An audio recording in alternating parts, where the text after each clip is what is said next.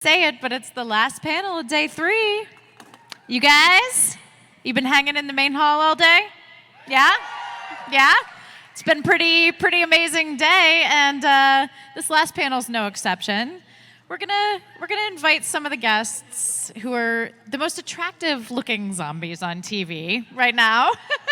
Please welcome Rose McIver. Please welcome Dave Anders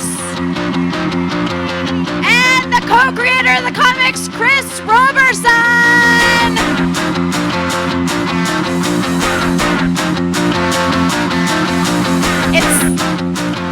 It's like a dance party up here, you guys. A lot of great energy. A lot of good music. It's the music, the welcome. It's party central. Seattle knows how to party, right? Apparently so. Yeah. Thank you, guys. And Thanks you to the guys- sun. You guys know that the show's based in Seattle. It is. Yeah, it's a hometown show. Yeah. Chris, all right, let's start with you. Co-creator of the comics, where did you get the inspiration and the concept? Well, it was two things, really. One was I wanted to do something, a zombie story. I love zombies.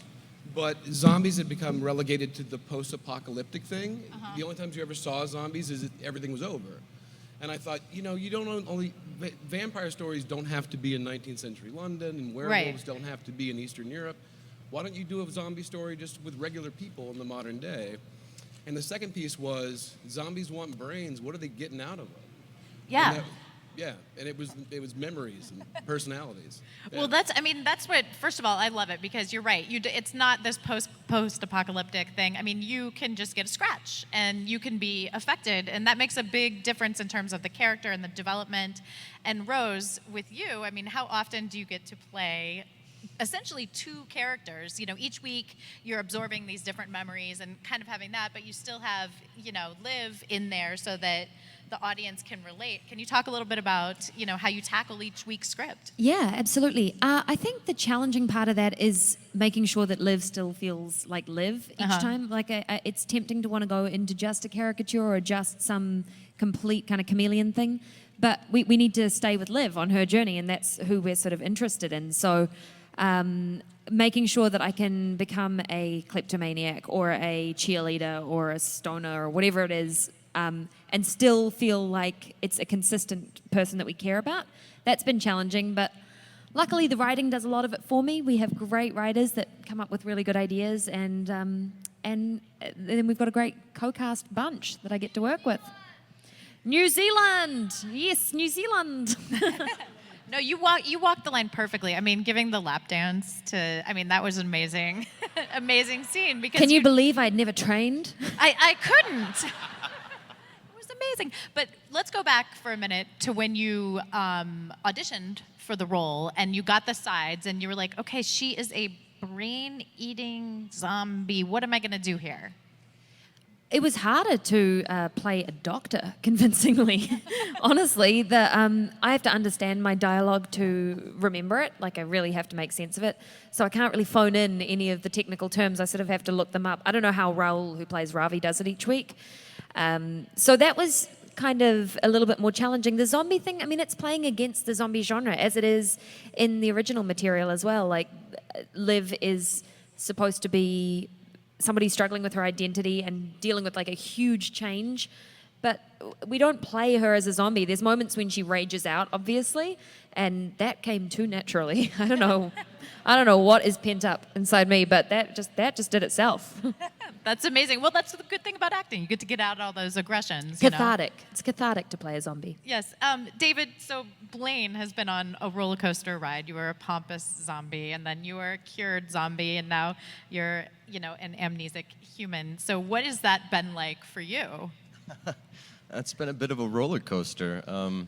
This new forgetful Blaine is kind of a new fun thing to play with. It's not as fun, though, as the smarmy, charmy Blaine of old. But it feels a bit like soap operatic to me, the whole amnesia story, but I hope it's not tired. People seem to be liking it. I love it. Yeah. I love it. Yeah, you kind of feel bad for the guy. It's the only way that I'm He's going like, to give you "Why- any chance. Why Yeah. can't he remember killing all those kids? Ah. My daughter. My daughter feels horrible for you this last week. Yeah. She's like, why is everybody being so mean to him? Yeah, why are they picking on the poor Blaine? You killed my boyfriend, dude. Killed more than that. You were lucky. That was just a blip. Lowell was a blip. Lowell and his cheekbones were just a blip. So with the new evolution and where Blaine is now, I mean, do you ever go to the writers and you know, Chris, I want to talk to you a little bit about the difference between the comics and the show and that as well, but do you guys, Rose and David, do you guys ever have the chance to like say, okay, well this storyline isn't really working for me, or here's what I'd love to do, or you just get the script and go? As far as I've gone is like planting seeds in you know, the genius minds of Rob and Diane was they wanted to have me sing at shady plots, like doing funerals, and I was like, it would be amazing for, if you want that to happen, it would be amazing for Blaine to sing Oh Danny Boy at like an Irish funeral or something, and that's the first thing you heard him sing was Oh Danny Boy, Wow. I believe, right? We've been plugging to get a musical episode. We Yeah. both really want just a full Yeah. musical episode. That's, you know, Which we had a lot more of a shot at until Robert Buckley's singing was aired last week.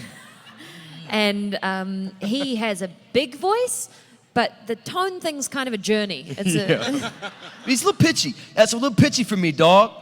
A little pitchy for me, dog. but he's got enthusiasm in just multitude. So I'm still eager for a bit of that to happen. Yeah, we have no shame on iZombie, so I think that is like, is that a season 4 thing? Season 4. Season 4 thing. Musical episode. well, Mark your that's calendar. kind of been like the theme of this weekend, people putting it out there. Yeah, the musical episode of my show, this show, that show. It's kind of like, you know, the epitome of success. You know you've hit it when you get a musical episode. Let's Is make that it how happen. it works? Is that how it works? I thought it was when you get to talk to a bunch of fans and like, you know, go to a convention. I was feeling good. Oh, trust me. That is the epitome of success. And these guys are here because they love you guys. It's so exciting. I hope that I get to see some more lives out I see there. some Livelies out I can there. just see some platinum blonde hair or some really well Will styled. the real Liv Moores please stand up? Yeah, Liv Moores. Liv Moores. Anybody? Can anybody? Get oh, up! It's so there exciting. you are. That's exciting. Look at all these lives. Oh, that's so cool. When Oh, was the that's first great. time you saw someone cosplaying as you, as Liv Moore?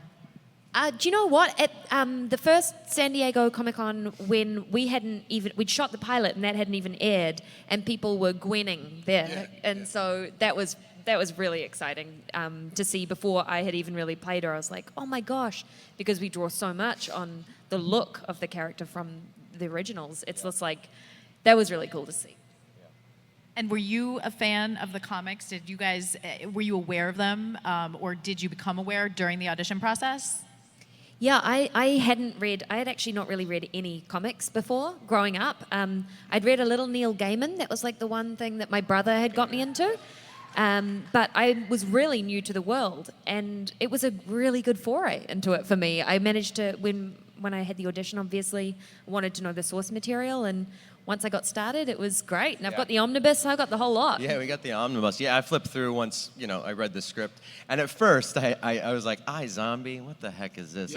And the script, and then it was just a freaking page turner. I was like laughing out loud. I was like, well, I want to be a part of this show.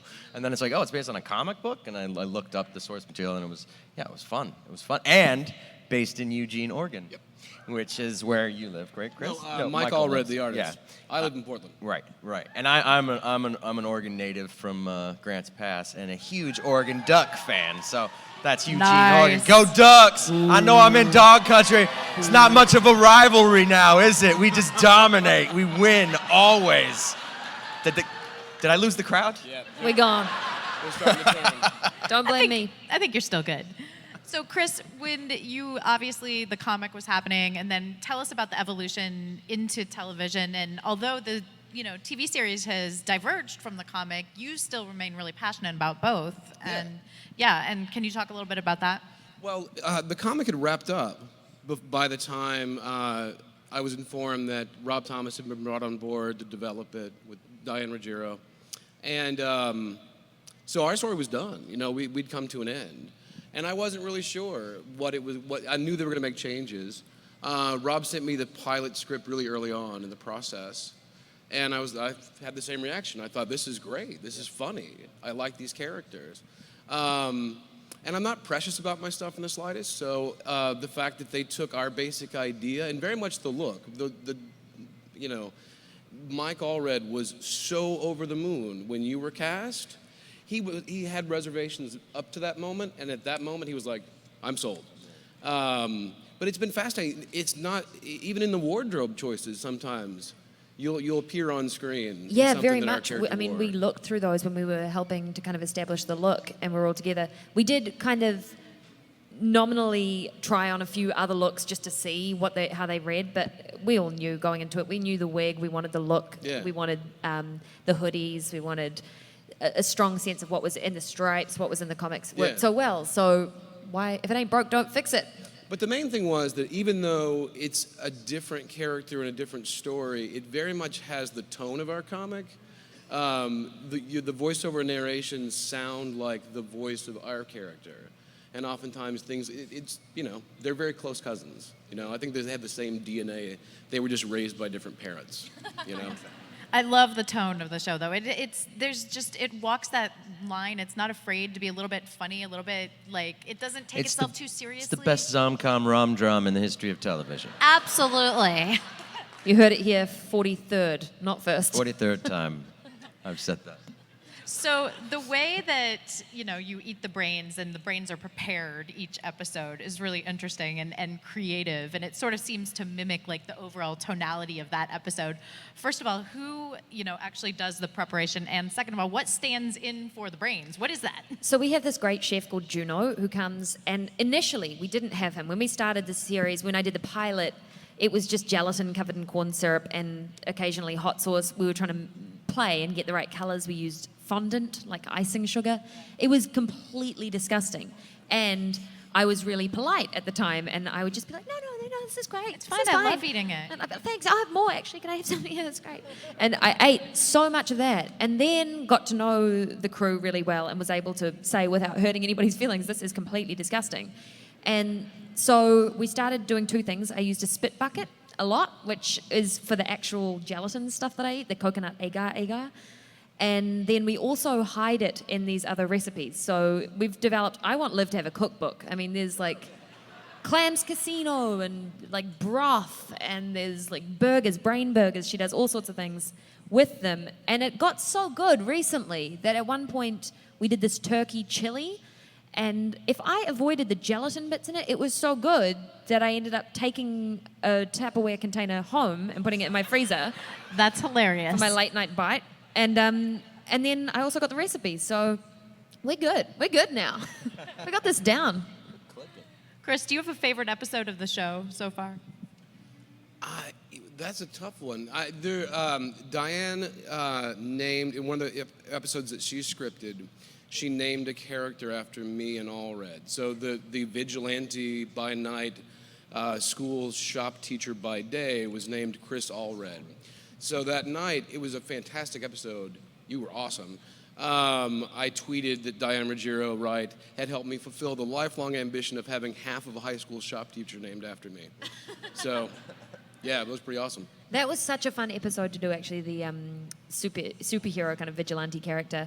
And I just remember one moment that I couldn't believe. Sometimes this happens when you're just shooting crazy long days, and you sort of lose your mind a bit by the end. And we were shooting this stunt where I was lying under a truck, and I had to be clutching underneath the truck and drop just into frame.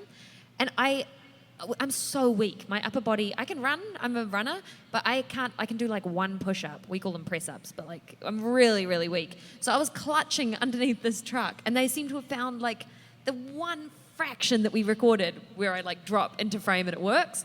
And that's in there. So I look like the successful stunt woman in my books. And I'm like, you should have been there on the day. It was like getting blood out of a stone. It was terrible. David, do you have a standout episode?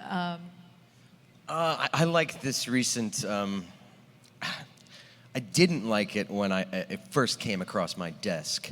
It was right before we went away for Christmas break, and they'd already put me through this old man makeup, old Manders.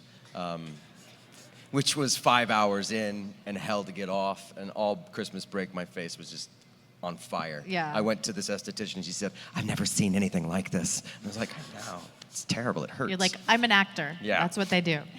Anyway, but we had gotten the script for what we were going to do after the break, which was naked singing and naked getting his throat slit and naked being buried and digging himself out of a grave. And I hated I didn't like the idea where it's like, hey, go away for 2 weeks and have a carbless Christmas, because you're nothing but your skivvies when we get back. And I didn't like the idea of being in my skivvies outside in Vancouver in January. It's cold. But we got through it, and the episode was fantastic, and I like it. I'm sorry you had to see me with my shirt off, but So am I. you did get to hear my gorgeous pipes. I had one set of pipes working that day, my Vokes. Gruesome. And Rose, you mentioned that episode Chris was referencing, but is there another standout kind of moment for you or defining moment for Liv? I really liked. This is kind of a bizarre one because it doesn't jump out, I gather, as everybody's favorite. But I really enjoyed playing the gamer, like the computer gaming Liv, because it was just something I didn't understand and I hadn't done at all. The only games that I am huge on: Commander Keen. Does anyone know Commander Keen? Crash Bandicoot. That's another of mine. The Sims. Oh, yeah, everybody knows. But those were my games. Like, that's what I knew. And so then trying to understand all these RG, what is it? A role-playing RPG. Getting my head around that stuff. Luckily, I had the best coaches in Raoul and Buckley, who play Ravi and Major, who are so into gaming. So we did some serious training. I got blisters on my thumbs. I was trying to learn how this world works. It was awesome. It was really fun. I could see iZombie becoming a game, right? I'd play that game. Yeah, play that game. I would play that game for sure. I've been immortalized in video game form. Alias, which sold tens of copies. Yeah. You all own an Alias video game, Who right? doesn't own? Yeah, stand up if Yeah. you don't own Yeah. Alias, actually. I mean, you can't David, swing a by the way, cat without hitting someone who owns You're the an Alias video amazing game. actor. But I was like the bad guy on the first level of the Alias video game, and I did the voice for it, and I was excited. I was like, when I came out and I said, Sydney, I didn't expect to see you again. Alive, anyway. Like, this just can't be, like, mustache twirling crap. Wielding, like, meat cleavers. Just like... And I was like, do I kick my ass right now? Yeah, I kick my ass, and it's so easy to kick my ass. He goes down, like, with 2 kicks. And I'm sure if iZombie became a video game, Blaine would go down with one No, punch. Blaine would be like tucked around the back alley somewhere selling drugs to an underager. He just wouldn't even be I in the know. level. Well, it depends on which iteration of Blaine, you know. I mean, but by the way, David, you're an amazing actor. I loved you on Alias. Well, thank you. And you have such range. It's incredible. Do you have a standout project other than iZombie that you really just loved being a part of? Oh yeah, I mean, we'll go back to Alias. That was my first experience. I got my SAG card with that, and you know, I have J.J. Abrams to thank for my entire career, and to blame for only being allowed to play bad guys. And that was an amazing experience to get to learn from all these award-winning actors, and you know, the Ron Rifkins and the Victor Garbers and the Jennifer Garners and Vartan and Bradley Coopers, and I could go on. It's like literally the list of fantastic people that I got to learn from was fantastic, and it was like I got to go play spy at work. Like it was Yeah. miles away from peddling khakis at the Gap in Beverly Hills, which I was doing to that It point. was a slight You step should up. see my sweater wall. It's flawless. Sometimes I don't even want to get dressed. 'Cause I don't want to Interesting fact, disturb actually, it. about David Anders is he is a neat freak. He is so clean. Like, it's amazing. I thought it was going to be completely the opposite. I went round to like pick something up one day, and I walked in like really tentative because he's so chaotic. I was like, what is this going to be? And I walked in and it was like glistening. It was like a spray and wipe commercial, the whole house. So yeah, Like everything at right angles and stuff. It's bad. we still surprise each other after all these years. So David, what's your approach to playing the bad boy characters, the evil? I don't know. I guess you gotta approach it as he's not bad. You know what I mean? And I think I found that happy medium throughout my career that balanced the smarm and the charm, and I don't know, the words are so freaking good on this show. It's just a treat to be Blaine and get to play Blaine. And I say that Alias was my favorite experience, and I don't think anything's ever going to top. But this character is really like closing in on that, because it's so, man, it's weirdly it's the closest to David Anders as any character I've ever played, That is including so the child alarming. murder. It's who I am. Just own it. I gotta own it. Don't lease it. Yeah. Own it. Yeah. Yeah. Thank you, Chris. So, Rose, you mentioned, video games and gaming. These guys are super passionate about iZombie. What are you guys passionate about? What do you love? Franchises in film, television, books? What are you into? Embroidery. Is that, Yeah, Bonita lovers, put your hands in the air. Is Be that like true? yarn, wave a lighter. is that true? Yes, you've What? seen me cross stitch on set like it's going out of fashion. I don't look at you. What do you make?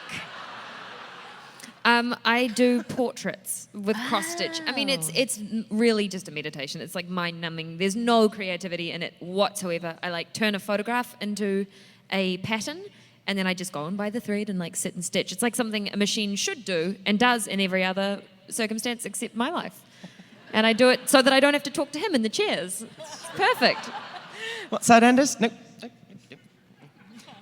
I love sports. I'm a fanders for sports. You like that? Use it. Spread it around. Plant the seed. I just planted the seed. It's up to you to water it and make it grow. I'm a fanatic It's a about my drought. Oregon Ducks and my Portland Trail Blazers and Minnesota Vikings, and I go to see them live, and I fly places for them, and it's silly. And I enjoy playing golf, which I think you can tell by the my tan. Your golf tan? Yeah, I played 36 holes the other day, and I don't think.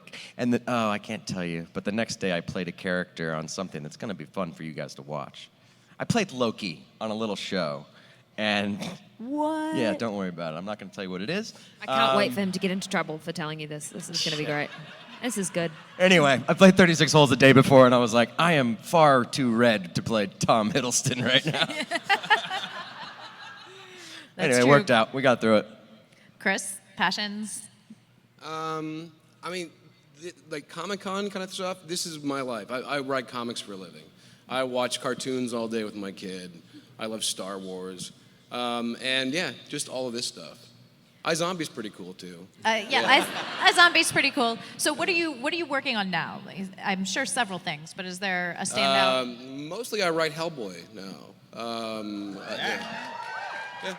I'm about as red as Hellboy right now, Yeah. right? Close. I can introduce you to some people. We can maybe put something together. So I know that audience really wants a third movie. Yeah. I just write the comics. And I think Ron Perlman's game, so maybe you can make that happen? I clearly have tons and tons of authority, so Good. Yeah. Okay. Well, more than me, certainly. Yeah. So. I'll make a call. Yeah. And since you're writing on that, but do you think about creating another series like iZombie? Do you have something like that in the docket? I don't know. I did pretty good with that one. I think so. Yeah. No, I just want to see iZombie go forever. So Hey. Six seasons in a movie, right? yeah, I'll Six take it. seasons. Six in a seasons in a movie. movie. Yeah. And a musical episode, damn And it. then a spin-off. And a live musical. Live Live? musical. And then it goes There to you Broadway. How about on Oh, ice? This could be good. On ice. You zombie, we zombie, I zombie. There you have it. I think if we got a Kickstarter going out of you guys, we could make this happen. Why not? You guys, I'm sure you have questions. So line up in the aisles. We have 2 people with mics here, and you can line up behind them, and we'll get through as many audience questions as we can. And we'll start with you. Are you ready? Yeah? Hi. I'm Tyler from Wakefield, Rhode Island, live here now. And my question is, so you guys are obviously both on Once Upon a Time as well. And from other people on CW shows, there seems to be a lot of crossover with different just actors on different shows. If you had to choose any other actor to work with on iZombie from Once Upon a Time, who would they be, and just why do you like working with them? That's so hard because we have so many friends on that show. So I'm going to make 40 enemies out of saying this, but I say Jen Morrison because she's one of my best friends, and when I started on Once Upon a Time, she was reading this novel and I turned up with my book. I'd put embroidery down for a minute and it turned out we had really similar taste and we just hit it off straight away. So I would love to have her on our show and we've talked about it. Yeah, that's absolutely right. There's no right answer to this because they're all Yeah, our Sean, friends. I was just talking to Sean McGuire back there. He's going to kick my ass. Yeah, Lana. What's up? What? No Lana Parrilla? What's up? That's a bang on Lana Parrilla, by the way. That was good. I'd say Bobby Carlisle because he's freaking Bobby Carlisle. He's so good. He could do anything. I would watch him read the phone book on a toilet. I'd pay money. And I have. And I have. Yeah. Thank you. Great question. Hi. Hi, I'm Lexi. I'm from Coeur d'Alene, Idaho, and I was wondering if you could eat anybody's brains, gain their abilities, what brains would you eat? I would eat the brains of Adnan, the guy from Serial, who's listened to that podcast. Oh, yeah. I just cannot work out whether he did it or not. And I literally have stayed awake wondering and trying to get my head around that. So I'd like to eat his brains for about an hour and just understand that fact and then get out of them quick smart. God, I always want to come up with something new. Justin Bieber? Justin Bieber, because I'd like to see what that's all about, and he'd be dead. Nice. Thank you. You got a standing ovation. Thank you. Yes, hi. Hi, my name is Rhonda Johnson. I'm from Whidbey Island. And Rose, you're gorgeous, but my question's for David. And Perfect.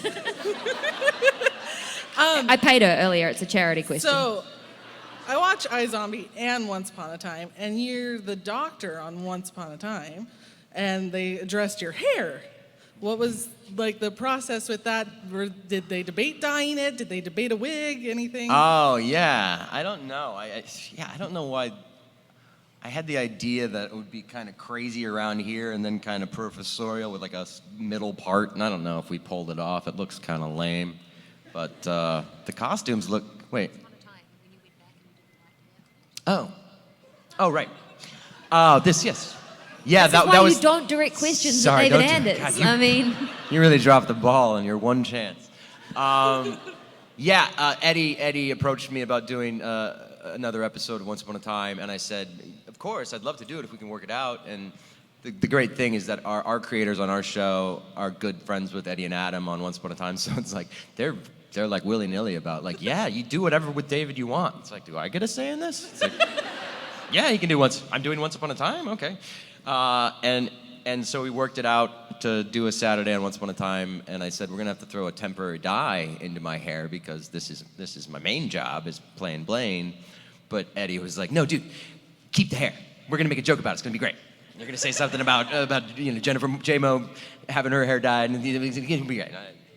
And it was, I guess, great. Was it fun? Yeah, it was hilarious. Thank you. Cool. Thank you. Yeah. Yeah. Hi. Hi, Neil from Vancouver, BC, actually from Steveston, so much love from Storybrooke, guys. The question is this: with all the CW shows filming in Vancouver in the area and shows like Once, do you ever run into other cast or crew in your off hours, if you get any, and do you have any stories you can share? Yes, on purpose sometimes.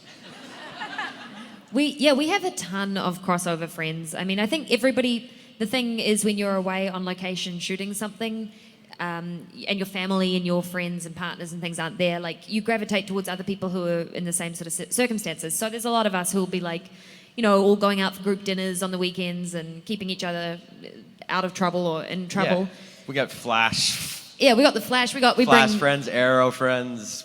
But what's annoying? Legends of Tomorrow. Victor's up there now. Victor Garber. Danielle Panabaker. Like a Danielle. lot. Yeah, and it's on and on and on. But and what's her and hard? Jen lived together last season. Yeah, we did. We were very good friends. Roomies. But the thing that's hard is because a lot of stuff shoots downtown, and we block off roads. I'll find myself so frustrated trying to drive home to my apartment, being like, oh, the Flash is shooting on a Friday night and I can't get through the stupid blockade. So I find it more just an inconvenience, to be honest. Great, thank you. Thank you. Yes, hi. Hi, my name is Leah, and I'm from Lincoln, Nebraska. In Lincoln. Nebraska. My question for you is, there are a lot of great lines and just great writing on the show, and I wondered what your favorite line was. Any favorite lines for either of you guys? Every time I finish shooting for the day, many every great- line there's just so falls many out great of my lines. head. I don't even remember. I barely remember her name right now. Yeah, I think it's quite hard to do that because we do about 8 pages of dialogue a day, and my brain really does tend to almost photographic kind of memorize, and then shut that out the next day. I'm trying to think what comes to mind. Do you have Help me, Zombie Wan I have Kenobi. favorite. You're Oh our yeah, only that's hope. one of my favorites of yours. Yeah, that's a good line. No, but one of yours, Liv, or Rose. But my favorite one of yours is from the first episode when you say, oh my gosh, See? dead See? alabaster badass. Oh, Dead Alabaster Badass. Yeah, Yeah. that's a great line. I mean, they write such great one-liners. I think it's so much fun to say their words. There is no room for error. We do not improvise. We don't do anything like that. But why would you when you have the material that you have? So, yeah, it's hard to think of them off the top of my head, but I do like that one. Thanks. Thank you. Hi. Hi, Daniel from Sacramento, California. I'm just wondering, it doesn't work like this in the show, but if you could replay any character, who would it be? Ravi. No, Replay? No, like Play- brain that you ate. Replaying a specific personality, I guess, rather than character. If you could revisit from any of the episodes. Oh, okay, got it. I thought you meant replace. I don't know what happened. If I could replay one of the other brains, I would do the erotic librarian. I think that was fun. I feel like there's so much more havoc that I could cause with that. Like, there are some people I could really make blush, so I'd like to do that. Thank Thank you. Yes, hi. Hi, my name's William. I'm from Tacoma. My question is, with the entertainment industry is pretty much dominated by zombie everything now, and seeing how a lot of those shows are similar, and your show is so much different from everything else that's zombie related in entertainment right now, how does that make you feel? And do you hope that more shows and games and comic books follow suit with the way that your show is? What I liked about our show going into it and why I wanted to get on board was it was such a reinvention. I think that's how these tropes stay alive, is finding a new way of exploring them. Like, I went back and looked at Night of the Living Dead and looked at 28 Days Later and The Walking Dead and all of these different things. Everybody has their own spin on it, and I think the only way that this genre can still survive and feel alive is if we find a new kind of flavor. So I think that by making it a really self-aware show where Liv studies Night of the Living Dead to learn how zombies behave, that sort of thing was really fun, and it just made it something that doesn't take itself too seriously. It's not too earnest. I think there was room for that in the genre. For that zombie musical too. Yes. Zombie on Ice. Thank you. Hi. Hi. Ice Zombie. Ice Oh my Zombie. God, guys, we've got it. It sells itself. I'm Jennifer from East Wenatchee. I just wanted to know, what's your least favorite brain, or like the hardest one to play was for each of you? My hardest one was the grumpy old man. First episode of the second season. And it was a bummer because I was so excited to be going back to shoot, and I got given the first brain, and it's such we're supposed to empathize with him and understand why he is the way he is, but it was a really unlikable character to play, and it's not so fun getting into that each week. And he's racist and he's bigoted, and it's Crushed it though. That was so funny. It was so funny. I just felt really awful saying those lines sometimes, and it's good. I think it's important to tell that story, and it's funny to look at him and be like, gosh, that's comical how bigoted somebody can be when that's not how any of us should think. But still, playing that character is just, I don't know, that was a bit squeamish for me. Okay. Thank you. And I didn't really have, the only brain you've ever seen Blaine exhibiting traits of was the nerd brain, the scientist Till brain. season A 3. couple episodes Good. ago. So I was like, oh, finally. Yeah. Thank I you. get to exhibit traits. Nice. I'm Samantha Anderson from Bainbridge Island, Washington, and my question was, which one of you likes being the zombie the most? Actor-wise, character-wise? Either way. I just roll in from the night before. I'm all set. I don't even have to go through hair and makeup most times. Yeah, when he's playing Raged Out, he just rocks up, red eyes, big dark circles. You're perfect. No, I've been sober for 12 years. Oh, that's not true. He's lying. I was like, am I about to rat him out?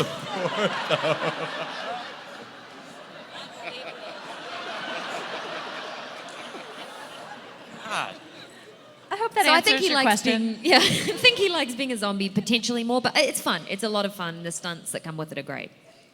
Thank you. Hi, my name is Ashley, and I'm from Washington, but I live in Florida now. Thank you for being here. Thank you. A huge fan of iZombie, but I do want to take this opportunity to ask David, a question about Heroes. I loved your character in Heroes, one of my favorite shows ever. What was it like working with Mossy, or even if you have any stories about Heroes, any favorite moments? Oh, Masi was just delightful. There were so many wonderful moments that we had in feudal Japan. That was the beginnings of Takezo Kensei's character, right? But our sword fight, we spent many hours like hurting each other, rehearsing this big sword fight before he magically transported back to the future, and then my character had to wait 400 years to get his revenge. You know, real life. He was delightful. I haven't talked to him in years.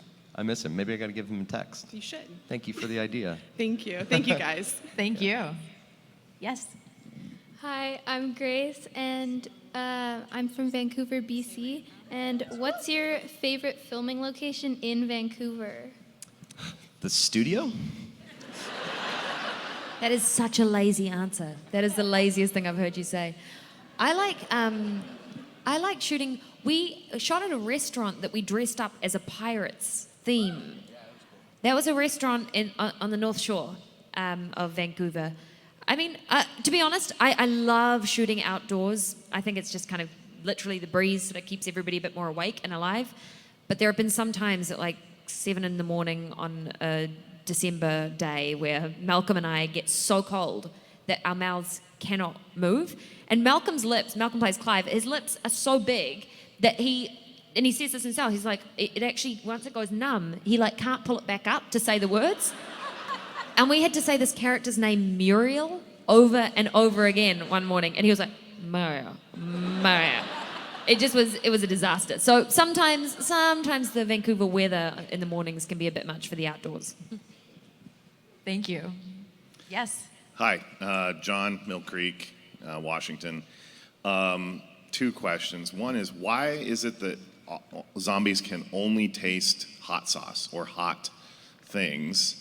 And then the second question is, it seems like Liv is maybe starting to realize, the trade-off of the worst of the worst versus Blaine maybe filling that role that now he's not filling anymore.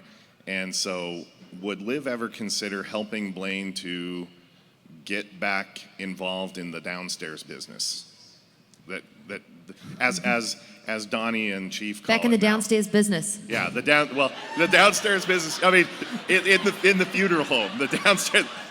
What Donnie and Chief call the downstairs. That is business. a late night spin-off show, actually, which I'm on ice, late in the downstairs business on ice. No, I see what you're saying. I think the hot sauce question is a little bit, that's kind of the law that they've created for the show, and that's a little bit like asking, like, why do zombies lose the pigment in their skin or whatever. That's a decision that they made that perhaps something to do with the way the body is mutated from the zombieism. They just are unable to taste anything without it. So we have fun with that, and I'm actually a big hot sauce person myself, so that works for me. Sriracha for life, homie. Yeah, nice. Whoa. I've literally put sriracha on ice cream before. You mean habanero, baby. No, habanero? I'm That's a where it's at? habanero. Really? I got super fired up when I found out that they have the sriracha on a keychain. Yeah. That's how serious I am about sriracha. I've yet to get it, Right. but I'm about to. That's pretty serious. Yeah, that's pretty serious. And then the second part of that is, I think Liv would help Blaine because ultimately, and I don't want to spoil anything, the 2-part finale next week is huge. The stuff that goes down and the way that might change the landscape for the season 3 is pretty massive. So I think that Liv and Blaine have certain obligations to help each other in order to fight bigger parties. And for the sake of her family and the loved ones she has in her life, she'll use that. She'll use them like a dirty old sock. There's strange bedfellows, but like in the 1950s sense of beds, when they used to sleep in twin beds. Strange single bedfellows. Strange single bedfellow. Thank you. Thank you. That actually brings up a good question. When you guys started the show, did you get sort of like a zombie Bible of how like the world was going to work in iZombie? Yeah, they're called iZombie. It's a comic series that you guys can buy. That's true. That was our Bible. But we did also get, it was more a lot of conversations. And when you shoot a pilot, what's interesting is when you shoot a pilot, you don't have much time. Like, you have a lot of time to set up the series in between that. But for that first episode, which is so crucial to establish so many of those rules, you get like a week before you go into shooting. So for Liv, like to design a look and to come up with the way the brains would affect her and all of those things was so immediate, which is actually good because it takes away your ability to overthink and overanalyze, which I can do in a situation like that. So you just sort of have to make some impulsive decisions and then you roll with them. And Diane and Rob had created this great universe for us. Yep. Yes. Hi, my name is Ellie. I'm from Federal Way, Washington. And thank you for coming here to the actual Seattle instead of the fake one that you film in. That was an underhand That was compliment. such an underhanded compliment. Backhand? It was backhand. But my question is for both of you, and I was wondering what both of your favorite parts of playing your characters are, one of you being evil and one of you being good, what your favorite parts of playing those characters are and why you enjoy your characters. It's the words. I've said it before. A man is only as good as his word, and an actor is only as good as the words that they're provided. And we are just given a litany of rad things to say. And I'll try and flourish in my bits here and there and make it better, but I can't. It's already there. So I'm gonna say the clothes. Blaine has rad clothes. You didn't choose those either. I didn't. I actually. Our wardrobe, they were late to the fitting, and I was just left to my own devices in there with all these like options of clothes. It's honestly fitting. one of the best parts of the job when you just Yeah. get to walk in and it's like you're 5 and you get to go through a mall and grab everything you want. You're like, Yeah, and I popped "Whoa." on this outfit, and they're like, "What do you think?" Yeah, that's the guy. That's the guy. Yep. These are actually Blaine's boots. Blaine still has his boots on the studio stage in Vancouver, but I got into a crazy eBay bidding war for these suckers. Daddy was gonna put these on his feet, and he did. My favorite thing about playing Liv is the variety, is just each week being able to kind of be challenged with something new. It's like going into a dress-up box each week and kind of getting to play. So it's challenging, but it's the most rewarding part. Thank you. Hi, my name is Emily. I'm from Ohio. One of my favorite things about the show is how music is utilized. Like a few weeks ago when they used the Les Mis was wonderful. And my question is do you have any music in particular that you use to tap into Liv and Blaine? Mine's been David Bowie since the start. Yeah. So I actually was a little emotional, very emotional, Yeah. but particularly because of what that has meant to Liv as a character. For some reason, it was something that was so popular and part of the mass culture and connected to everybody, but still just had her own edge. And, obviously he had his own edge and celebrated the eccentric so much. He was the first person who went being weird is beautiful. And that's Liv to a T for me. So, yeah, very much David Bowie. I listen to a lot in the pilot. I mix it up now, but that was very much her music. I got mine on shuffle in my trailer a lot. Whatever pod I'm rocking that day. But I find myself going back to the Arctic Monkeys a lot because I think that kind of helps me tap into the smart punk that Blaine is. Is that something you guys as actors use often to connect with characters, like a theme song or? We're both really into music and really, we in fact kind of bombard each other with suggestions, which are and aren't followed up on sometimes about concerts to go to and CDs to listen to. The first thing I do when we get to Vancouver is I go to the calendar section and I pull out the rad concerts and I plug them into my phone, concert by concert. And I then he tell her, cancels on every and she's single time. always working. She's always working. Number one on the call sheet. Has a lot to do. I was dying to go cancel. see Leon Bridges. Remember that? And I legitimately was working, and you forgot to book. No, I thought I bought these really expensive tickets, and I evidently didn't. That's a bummer. Yeah, we use music a lot. Yeah, Yeah, that's good. Use music a lot. Hi. I am William. I am from Bothell. And my question for Rose is, which persona do you want to play next? Like, I think it would be entertaining to see Rose, live on toddler brain. That's interesting. Here's the thing. We would love to see that, but the circumstances in which she would have to eat the brain of somebody who's passed away as a toddler is just too horrible to go down that avenue. I've thought about that. I thought about, what I'm really interested in is a hockey goon, like a big hockey thug. I reckon, because I used to ice skate when I was little, hence why I'm really plugging this iZombie thing. But I used to figure skate, and so a chance to be able to skate but play like a cool kind of thug would be so funny. And especially shooting in Vancouver, where it's such a, like in the Pacific Northwest, where everybody cares so much more than in New Zealand, where there's like 2 rinks in the country. So I think that would be a really fun brain. What would you like to eat? Babe? Angel food cake. What brain would I like to eat? I'd like Who would I like Blaine to to be? eat the brain of an angel. Like somebody really good-hearted and like Good-hearted. actually... I think that's kind of the way I've played this forgetful guy. No, he's kind just of forgetful. a sweetheart. And you're right. Like your daughter feels bad. I'm like, I feel bad for May right now. Yeah, he's a sweetheart. He's so I don't confused. trust him. I want him to volunteer. And everybody just gives him the stink eye. It's like, what the? Did I fart? What the fuck happened? What is going? Next question. Thank you. Yes, hi. Hi, I'm Vanessa from near Vancouver, BC. No, can we go back to what? Sorry, can we? What brain would you like to eat, Chris? Hold on, Vanessa. We are going to come Sorry. back Sorry, to you Vanessa, in one sorry. hot minute. Probably somebody that can do numbers, because my brain does not do numbers. I have a huge vocabulary, but can't add or remember or estimate any quantity above 5. So, yeah.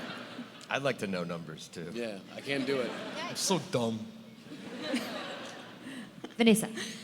So my question is just for David. Sorry, I'm a huge Alias fan. Thank you. I was just wondering, so we know that Sark is kind of known as the bad guy, but there are some moments where we see him kind of torn between good and bad. So just wondering if you think Sark could ever be fully good.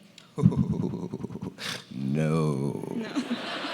That's a hard no. Yeah? Well. He loves to twist his mustache that he can't physically grow.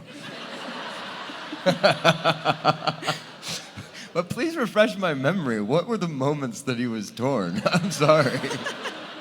I don't know. I can't think of it right now. But there are moments where he works with Sydney, and he's kind of there. Maybe. Yeah. Can I just interject to ask a question that when your voice just reminded me of it. When I landed in Seattle, is it normal that at the airport somebody at the baggage claim was like, "Welcome to Seattle"? Is that right? In the lowest, creepiest voice. And I looked around like, is this a dream? Is it like, I felt like I was being haunted.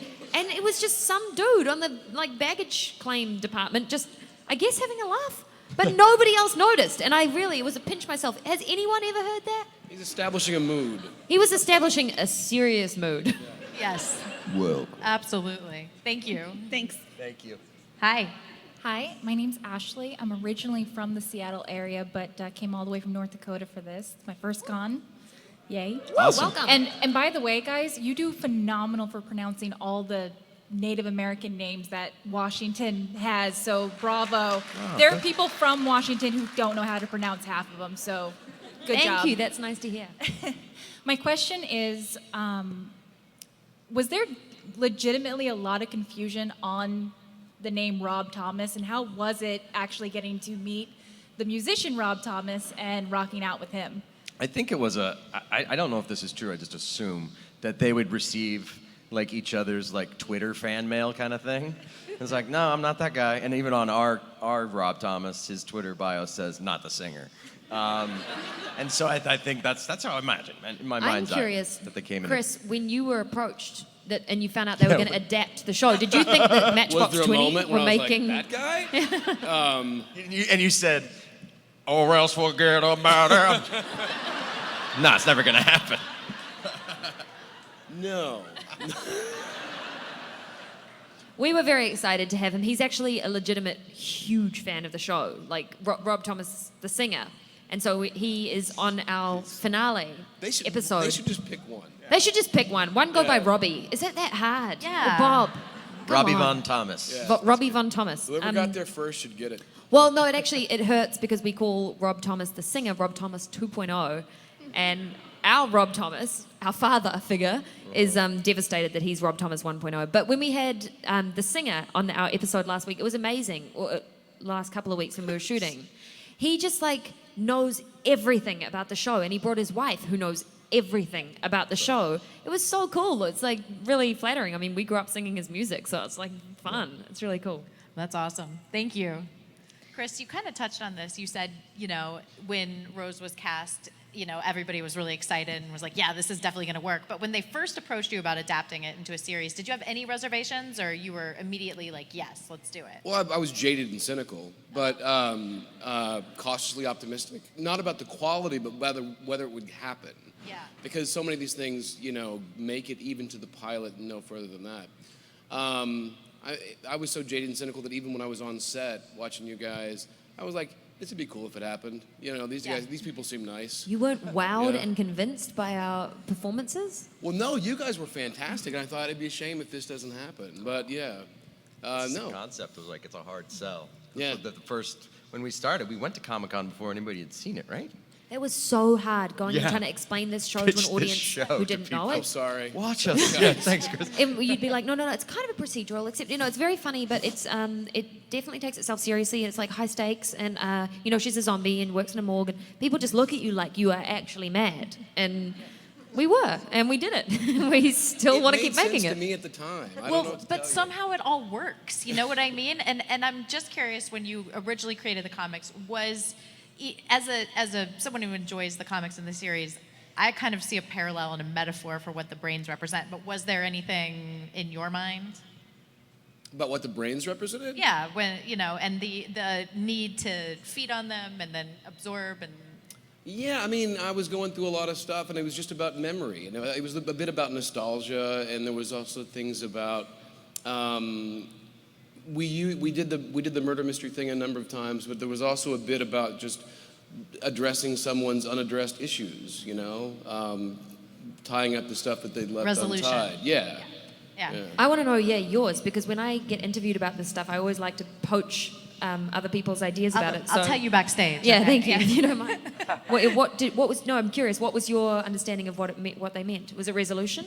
Well, I mean, definitely I can see that, but I also think that the brains could be the way that you feed and then you're absorbing those memories for a while. You're kind of like getting your fix. It could be a metaphor for, heroin or drugs or.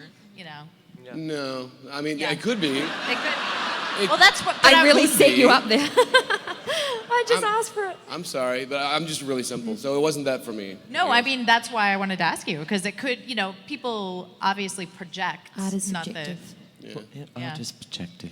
It's very interesting. I like that voice to welcome me to Seattle, a New Zealand Welcome voice. to Seattle. Welcome to Seattle. Yes. Hi, I'm Zoe from University Place, and I wanted to ask who do you think is worse, Blaine or the CEO of Max Rager? The CEO of Max. Yeah. He is the Weber. only reason I will even sit next to this guy at a panel, is because Vaughn Duclark exists. Yeah. And And how great is Steven Weber, man? Been a huge fan of his since, the Wings days. Sadly, I've yet to even share the same air as him. I'm never on set the same day. I've never worked with It's him. too much bad for one room when you two are together. Thank you. Yes. Hi. I'm Dee, and I'm from just outside of Seattle. My question is actually for Chris. I know, crazy. No, being a comic book writer who wrote a comic that features predominantly like a female protagonist, what was that like for you, and what was kind of some of the things that you had to like kind of deal with just being, you know, like a male writing a female? Like, how was that? It wasn't hard. My entire life I've been surrounded by strong women. And the voice of our main character is my wife's voice, my wife Allison. Like it just unfiltered went in. And so what's been funny is because your character shares so much of the tone of our character, my wife will often hear things coming back that, yeah. Yeah. Also, like, I find women more interesting than dudes. Dudes are kind of boring. Yeah. For those not familiar with the comic, by the time we wrapped up, I realized I'd forgot to put any straight white men in that book. There aren't any. Woo! That is so refreshing. So, sorry straight dudes. Hopefully you'll be represented elsewhere. Thank you. Great question. Yes. We have time for just 2 more questions, one from this side and one from that one. Hi, my name is Ella, and I'm from Missoula, Montana. And David, thank you for singing Under My Umbrella to me yesterday. Ella, under Now you've my cheapened it for umbrella. her. That was just for her. I was wondering, who's your celebrity crush? Gemma Arterton. Hard answer. She is just something special.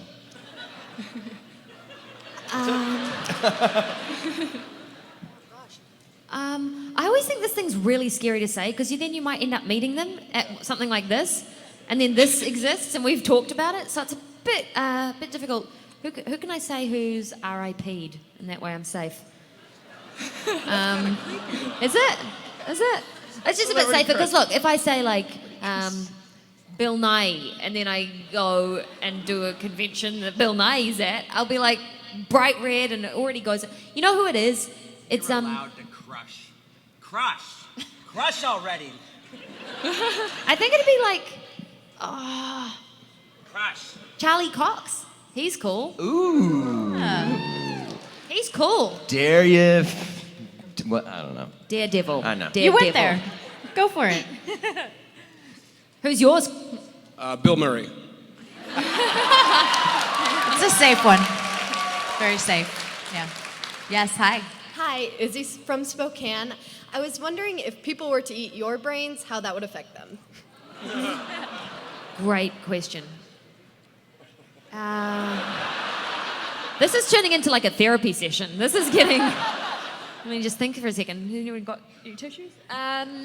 If someone ate my brain, they would probably be a little homesick for New Zealand. They'd probably be trying to get back there. They would be singing along to every. I get told. Okay, this is something I do. This is like a thing that the brain could do. Is I sing along to jingles on the radio, but really seriously, and I didn't know that I did it. And I had a friend call me out in the meanest way, and it just like turned the sound down on the stereo. I was like, gotta get a garage, gotta get a cottage. The song that is a New Zealand commercial. And they're like, just chill. They're like, you're singing an ad like you're auditioning for American Idol. Just like, relax. So that would be what mine did. I don't think anybody could handle the controlled chaos that is my brain. I think it would be a one and done type situation. Chris? They would probably have difficulty getting work done because they're too obsessed with Star Wars, I would imagine. That's okay. Thank you. And thank you guys. You guys are here a little bit more today and tomorrow, right? Yeah. So if you guys haven't had a chance, definitely go downstairs, say hi. And thank you guys for an amazing Q&A and an amazing hour. Please give one more big round of applause to Chris, so much, you guys. David, and Rose. Thank you.